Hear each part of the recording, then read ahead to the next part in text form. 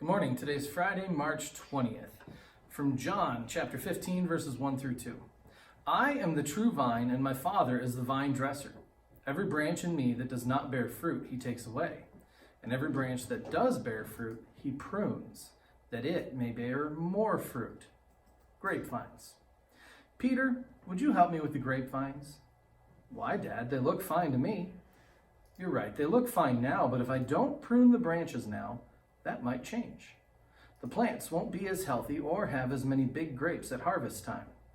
Pruning gets the plant ready for the next growing season.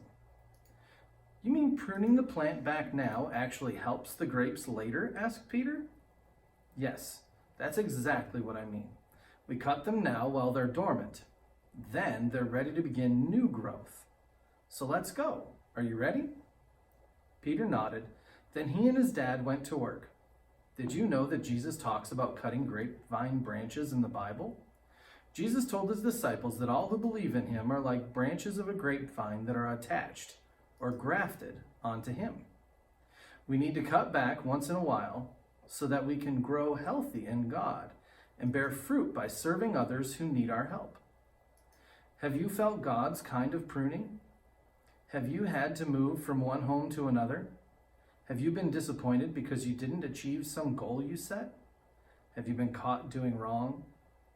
Pruning can hurt, but it leads to confession and change. God wants us to confess our sins, to get rid of the bad things we think or say or do.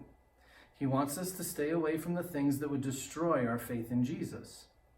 He wants us to trust in Jesus and Jesus only. He wants us to find strength in his word and sacraments. Even though pruning hurts, it allows good things to grow. For when we are connected to Jesus, we can bear much fruit. We pray. Dear God, please prune away the things in me that prevent me from trusting only in Jesus, the vine. Amen.